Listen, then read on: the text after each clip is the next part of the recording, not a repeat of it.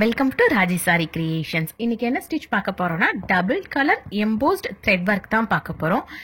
இந்த வீடியோ பார்க்கறதுக்கு முன்னாடி யாரெல்லாம் இதுக்கு முன்னாடி போட்டோம்ல சிங்கிள் த்ரெட்ல எம்போஸ்ட் வீடியோ ஒர்க் பார்த்துருந்தீங்கன்னா த்ரெட் ஒர்க் பார்த்துருந்தீங்கன்னா இது இன்னும் கொஞ்சம் ஈஸியாக இருக்கும். ஓகேங்களா? ஓகே, இப்போ வந்து எதுக்காக இந்த லைன் ட்ரா பண்ணியிருக்கோம், ஏன் லைன் ட்ரா பண்ணணும் அப்படிங்கிற எல்லா இன்ஃபர்மேஷனுமே அந்த வீடியோவில் நம்ம சொல்லியிருக்கோம். இப்போ வந்து லைன் ட்ரா பண்ணி தான் இதை பண்ணணுமா, எம்போஸ்ட் ஒர்க் பண்ணணும்னா ஆமாம். ஏன்னா நம்ம பண்ணுற ஒர்க் வந்து நமக்கு நீட்டாக இருக்கணும். இப்போ ஸ்ட்ரைட் லைன் நான் வந்து த்ரெட் ஒர்க்கில் வந்து எம்போஸ்டாக வந்து ஸ்ட்ரைட்டாக போகிறேன்னா எனக்கு ஃபினிஷிங்கும் ஸ்ட்ரைட்டாக தான் வரணும். அப்படி ஸ்ட்ரைட்டாக வரணும்னா கண்டிப்பாக நான் லைன் யூஸ் பண்ணணும். லைன் யூஸ் பண்ணி க்ளூ போட்டு அந்த க்ளூ கரெக்டாக ஃபிட் ஆயிருக்கா அப்படின்னு செக் பண்ணிவிட்டு அதுக்கு மேலே தான் நான் என்ன பண்ணணும்னா ஜிக்ஸாக் ஸ்டிச் போடணும். ஓகேங்களா? இந்த த்ரெட் என்ன த்ரெட் அப்படின்னா பைப்பிங் த்ரெட். தையலுக்கு யூஸ் பண்ணுவோம் பார்த்தீங்களா பைப்பிங் த்ரெட், அதே த்ரெட் தான் நம்ம இதுக்கு யூஸ் பண்ணுறோம். இது வந்து ரொம்ப சின்ன சைஸ். ஓகேயா? இந்த பைப்பிங் த்ரெட்டோட எட்ஜஸ் பார்த்தீங்க அப்படின்னா கொஞ்சம் ஸ்ப்ளிட்டாக இருக்கும். ஏன் ஸ்ப்ளிட் ஆகுது அப்படின்னா நம்ம ரொம்ப நாள் யூஸ் பண்ணாமல் வச்சுருக்கோம்ல, அதனால ஸ்ப்ளிட் ஆகும். அப்படி ஸ்ப்ளிட் ஆகிடுந்துச்சு அப்படின்னா நம்ம என்ன பண்ணலாம் அப்படின்னா அந்த இடத்துல மட்டும் ஸ்ட்ரைட்டாக 2-3 ஸ்டிச் போட்டுட்டு அதுக்கப்புறம் ரிமைனிங் கண்டினியூ பண்ணலாம்.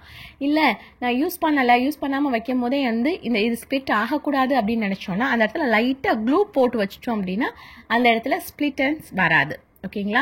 இப்போ நான் எம்போஸ்ட் ஒர்க்கில் போன வீடியோ பார்த்தீங்கன்னா சிங்கிள் த்ரெட் வச்சு தான் ஒர்க் பண்ணியிருப்போம். ஓகேங்களா? இப்போ டபுள் த்ரெட் யூஸ் பண்ண போகிறேன். ஓகே, எவ்வளோ ஹைட் இருக்கோ அவ்வளோ ஹைட்டை வந்து மெஷர் பண்ணி கட் பண்ணி எடுத்துட்டு இப்போ லைன் ட்ரா பண்ணியிருக்கேன்னா அந்த லைன் மேலேயே நான் என்ன பண்ண போகிறேன்னா க்ளூ அப்ளை பண்ண போகிறேன். இந்த க்ளூ என்ன க்ளூ அப்படின்னு பார்த்தீங்கன்னா B7000 க்ளூ.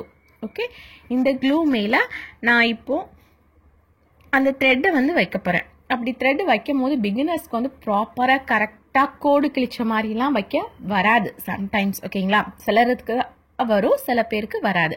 அப்படி வரல, கொஞ்சம் சைடாக போயிடுச்சு அப்படின்னா என்ன பண்ணணும்னா பாருங்கள்.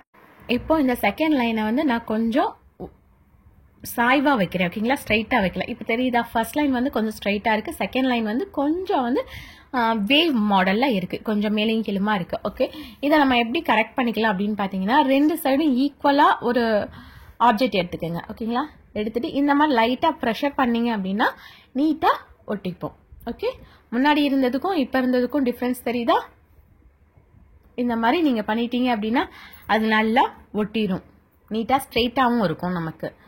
ஓகே, இந்த க்ளூ இப்போ வந்து நார்மலாக வந்து B7000 க்ளூ யூஸ் பண்ணீங்கன்னா இப்போ க்ளூ போட்டுட்டு உடனே நீங்கள் வந்து என்ன பண்ணிடலாம்னா ஸ்டிச்சஸ் போட்டுடலாம்.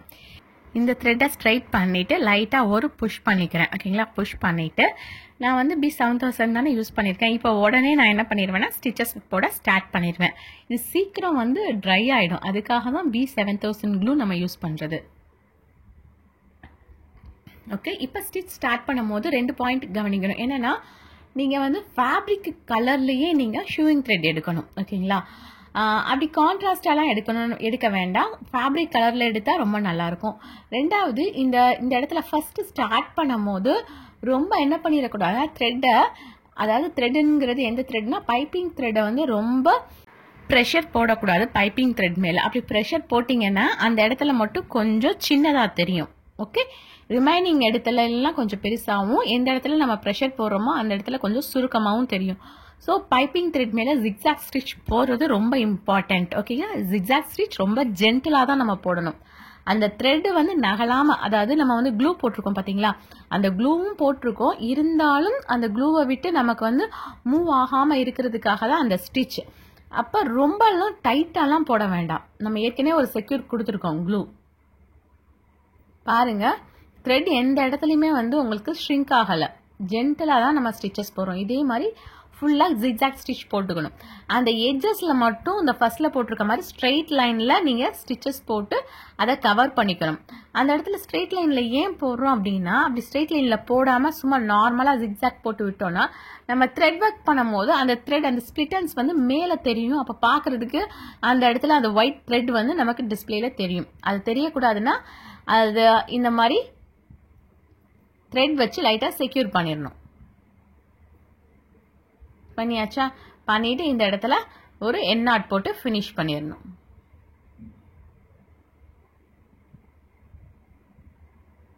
போட்டாச்சு. ஓகே, இப்போ இதுவும் முடிஞ்சிருச்சு. அடுத்து என்ன பண்ண போறோம்னா டபுள் கலர்ல ஃபில் பண்ண போறோம். ஓகே, போன வீடியோவில் என்ன பண்ணியிருப்போம்னா லைன்ஸ் எதுவுமே ட்ரா பண்ணாமல் தான் போட்டிருப்போம். ஆனால் இந்த வீடியோஸில் லைன்ஸ் வந்து ட்ரா பண்ணியிருப்போம். ரெண்டுக்கு டிஃப்ரென்ஸ் என்ன அப்படின்னா, இந்த இடத்துல நான் போடுற லைன் போட்டேன்னா நான் லைன் மேலே தான் ஸ்டிச்சஸ் போடுவேன். எனக்கு வந்து மாறாது, அலைன்மெண்ட் நீட்டாக இருக்கும். இதே லைன் போடாமல் பக்கத்தில் நான் பஞ்ச் பண்ணும்போது சம்டைம்ஸ் என்ன ஆகும்னா அலைன்மெண்ட் மாறும். அலைன்மெண்ட் மாறினா அந்த ஸ்ட்ரைட்டாக லைன் வராது, லைட்டாக பெண்ட் ஆன மாதிரி இருக்கும். ஓகேங்களா, எனக்கு ப்ராப்பராக வேணும், இல்லை கஷ்டப்பட்டு போடுறோம், அது நீட்டாக நமக்கு வேணும் அப்படின்னா இந்த மாதிரி லைன்ஸ் யூஸ் பண்ணிக்கிங்க. ஓகேங்களா, எல்லா சைடுமே. இப்போ நம்ம போடுற ஸ்டிச்சஸ் எல்லாமே இந்த லைன்ஸை ஃபாலோ பண்ணியே நம்ம வந்து என்ன பண்ண போறோம்னா போட போறோம். ஓகே, இப்போ சைட்லேயும் போட்டுக்கலாம். ஃபஸ்ட்டு இந்த லைனோட லென்த்து பார்த்தீங்கன்னா 3 சென்டிமீட்டரில் இருந்துச்சு. ஓகேங்களா, இப்போ நம்ம வந்து பாக்ஸ் போட்டிருக்கோம் பார்த்தீங்களா. அப்போ பாக்ஸ் போட்டதுக்கப்புறம் லைனோட ஹைட் பார்த்தீங்கன்னா ஒரு சென்டிமீட்டர் இன்க்ரீஸ் ஆகும். ஏன்னா இந்த சைடு நான் கேப் விட்டுருக்கேன். இவ்வளோ கேப் 0.5 அளவுக்கு விடணும்னு இல்லை, அதை விட கம்மியாக விட்டுக்கலாம். பிகினர்ஸ்னால ஒரு 0.5 விட்டிங்கன்னா அடுத்தடுத்து போடும்போது இந்த 0.5ஓட லெவலை வந்து நீங்கள் கம்மி பண்ணிக்கலாம். ஓகே, இப்போ ஒவ்வொரு சென்டிமீட்டருக்காக நான் வந்து ஒவ்வொரு பாயிண்ட் வச்சுருக்கேன். ஏன்னா அந்த 1 சென்டிமீட்டர் வரைக்கும் ஒரு கலர், அதுக்கப்புறம் நெக்ஸ்ட் கலர் போடணும் அப்படிங்கிறதுக்காக. ரைட்டா? ஓகே, இப்போ ஸ்டார்ட் பண்ண போகிறேன். ஏன்னா பிராண்ட் டியூலிப் சைஸ் வந்து 14. இப்போ கீழேருந்து ஸ்டார்ட் பண்ண போகிறோம். ஓகேங்களா, இந்த கார்னரை ஃபினிஷ் பண்ணணும். கார்னரை ஃபினிஷ் பண்ணணும் எப்படின்னா ஃபஸ்ட்டு ஒரு செயின் ஸ்டிச் கொடுக்க போகிறோம். ரைட்டா? அந்த ஸ்ட்ரைட் லைனில் ஒரு செயின் ஸ்டிச் கொடுத்துட்டு இப்போ மேலே பார்த்து மேலே, ஓகேங்களா, அப்போ டைரக்ஷனில் ஒரு lock stitch. Okay, lock stitch கொடுத்துட்டேன். இந்த எட்ஜ் வந்து கரெக்டாக வந்துருச்சு. லாக் ஸ்டிச் கொடுத்துட்டு இப்போ மேலேருந்து கீழே வரேன்.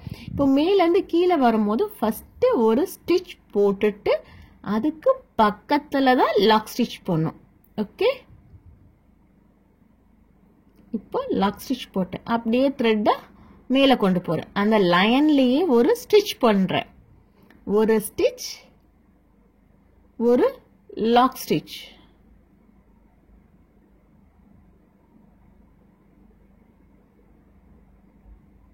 அப்படியே கீழே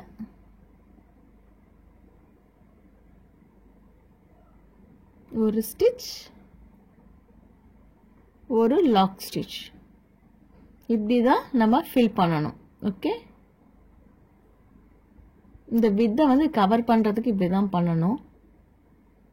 ஒரு ஸ்டிச், ஒரு லாக் ஸ்டிச்.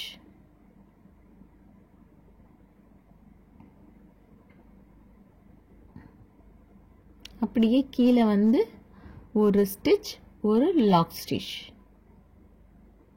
இந்த மாதிரி ஸ்டிச் போடும்போது ஃபேப்ரிக் கீழே உள்ள த்ரெட்டை ரொம்ப டைட்டாக பிடிச்சி இழுக்கக்கூடாது. ஒரு லாக் ஸ்டிச் கரெக்டாக இப்போ அந்த பாயிண்டில் வந்து ஃபில் ஆகிடுச்சு. ஓகேங்களா, ஃபினிஷ் ஆகிடுச்சு. இப்போ மேலே போயிட்டு என்ன பண்ணுறேன், திருப்பி ஒரு ஸ்டிச், ஒரு லாக் ஸ்டிச் கொடுத்துட்டேன்.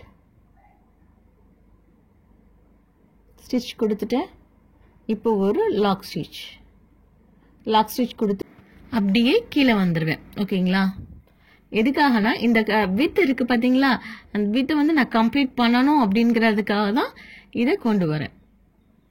ஓகே, இதை பார்த்தீங்கன்னா ஒரு ட்ரையாங்கிள் ஷேப்பில் இருக்கும். ஒரு லாக் ஸ்டிச் மேலே போயிட்டு என் நாட் போட்டு ஃபினிஷ் பண்ணிடுவேன். இப்போ மேலே என் நாட் ஃபினிஷ் பண்ணும்போது பாருங்கள், எப்பயுமே ஒரு ஸ்டிச், ஒரு லாக் ஸ்டிச் தானே கொடுப்போம். இப்போ நான் ஒரு ஸ்டிச் பண்ணுறேன். அந்த ஸ்டிச் எப்படி பண்ணுறேன்னா, ஏற்கனவே போட்ட செயின் ஸ்டிச்சுக்கும் இப்போ நான் போடுற ஸ்டிச்சுக்கும் நடுவில் கேப் கொடுத்துருக்கேன். ஏன்னா ஸ்டிச்சுக்கு அடுத்து போகிற லாக் ஸ்டிச் வந்து அந்த ரெண்டுக்கும் நடுவில் தான் போடணும். பாருங்கள் முன்னாடி. ஓகேயா, சைடை வந்து கவர் பண்ணுறதுக்கு நம்ம என்ன பண்ணியிருந்தோம்னா ஸ்டிச்சு லாக் ஸ்டிச்சுன்னு கொண்டிருந்தோம். ஆனால் இப்போ அந்த லென்த் வைஸ் கவர் பண்ணுறதுக்கு நம்ம என்ன பண்ணுறோம், ஸ்டிச் போட்டு லாக் ஸ்டிச் வந்து முன்னாடி கொடுக்குறோம். ஓகே, இப்போ ஃபினிஷ் பண்ணிட்டேன். என் நாட் போட்டு ஃபினிஷ் பண்ணிட்டேன். ஃபஸ்ட்டு கீழே தானே ஸ்டார்ட் பண்ணோம். இப்போ வேற ஒரு ஆல்டர்னேஷன் கலரை மேலேருந்து கொண்டு வரோம். எந்த இடத்துல ஃபினிஷ் பண்ணுமோ அந்த இடத்துல ஸ்டார்ட் பண்ணி செகண்ட் லைனுக்கு வரோம். ஓகேங்களா, ஒரு ஸ்டிச், பக்கத்தில் ஒரு லாக் ஸ்டிச். இப்போ ஆல்டர்னேட் கலர் கொடுக்கும் போது கீழேருந்து மேலே போகக்கூடாது, மேலேருந்து தான் கீழே வரணும். ஓகேயா? இப்போது இங்கேருந்து மேலே போகும்போது எங்கனக்குள்ளே போகணும், ஏற்கனவே போட்ட ஸ்டிச்சுக்கும் இப்போ நம்ம கொண்டு போய் போட போகிற ஸ்டிச்சுக்கும் நடுவில் கேப் இருக்கணும். ஓகேங்களா? ஒரு ஸ்டிச், ஒரு லாக் ஸ்டிச். அந்த லாக் ஸ்டிச்சை அந்த ரெண்டுக்கும் நடுவில் அந்த கேப்பில் தான் நம்ம என்ன பண்ணணும்னா போடணும். போட்டாச்சு. த்ரெட் அப்படியே கீழே கொண்டு வந்துடணும். இதே தான். கீழே வந்து எந்த ஒரு சேஞ்சஸுமே கிடையாது. Stitch, lock stitch. இப்போ மேலே லென்த் வைஸ் ஃபில் பண்ணும்போது மட்டும்தான் ஸ்டிச் போடுறதுக்கு முன்னாடி கொஞ்சம் கேப் கொடுத்து ஸ்டிச் போடுங்க அப்படின்னு சொல்கிறோம். கேப்பில் தான் லாக் ஸ்டிச் கொடுக்கணும். ஓகே, இங்கே ஒரு ஸ்டிச், ஒரு லாக் ஸ்டிச் கொடுத்தாச்சு. அப்படியே மேலே போகிறோம். மேலே போயிட்டு கொஞ்சம் கேப் விட்டு ஒரு ஸ்டிச், அந்த ரெண்டு ஸ்டிச்சுக்கு நடுவில் இப்போ லாக் ஸ்டிச். ஓகேயா? இதே மாதிரி தான் மேலே ஃபுல்லாக ஃபில் பண்ணணும். அந்த செகண்ட் டாட் லைன் வச்சுருக்கேன்னு பார்த்தீங்களா, அந்த லைன் வரைக்கும் இதே மாதிரி தான் நம்ம ஃபில் பண்ணணும்.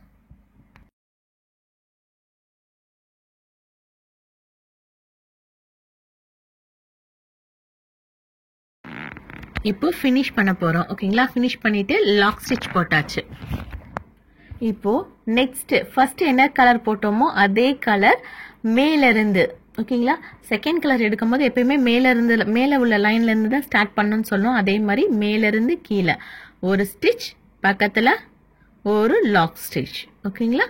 அப்படியே மேலே போகும்போது என்ன பண்ணணும், ஸ்டிச் கொடுக்கும் போது கொஞ்சம் கேப் கொடுத்துக்கணும் லாக் ஸ்டிச்சுக்காக. அப்போ இந்த இடத்துல ஒரு ஸ்டிச், அதுக்கு முன்னாடி ஒரு லாக் ஸ்டிச். ஓகே, இதே மாதிரி இங்கேருந்து நெக்ஸ்ட் டாட் வச்சுருக்கோம் பார்த்தீங்களா, அது வரைக்கும் அப்படியே ஃபில் பண்ணிக்கலாம். இந்த மாதிரி த்ரெட் எம்போஸ்ட் பண்ணுறதுக்கு லைன் வந்து கிராஸாக தான் வரணும், ஸ்ட்ரைட்டாக வரக்கூடாது. இந்த மாதிரி கிராஸாக வந்தால் தான் பார்க்குறதுக்கு நீட்டாக இருக்கும். இப்போ ஃபினிஷ் பண்ணி எண்ட் நாட் போட்டாச்சு. இப்போ நெக்ஸ்ட் என்ன பண்ணணும், நெக்ஸ்ட் க்ரீன் கலர் மேலேருந்து தான் கொண்டு வரணும். ஓகே, மேலேருந்து கீழே வர்றோம். கீழே ஒரு ஸ்டிச், அதுக்கு பக்கத்துலேயே முன்னாடி ஒரு லாக் ஸ்டிச். ரைட்டா?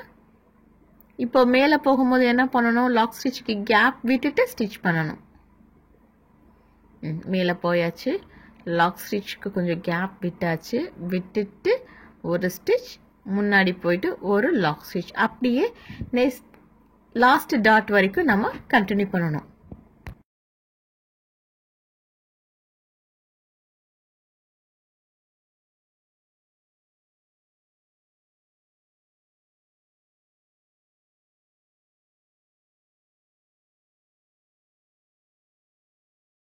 இப்போது இந்த எட்ஜஸ் வந்து ஷார்ப்பாக இருக்கணும், அதை தான் கவர் பண்ண போகிறோம். பாருங்கள், மேலே என்ன பண்ணியிருக்கோன்னா எப்பயும் போல் ஒரு ஸ்டிச் போட்டாச்சு. ரெண்டுக்கு நடுவில் ஒரு லாக் ஸ்டிச் போட்டு கீழே கொண்டு வரேன்.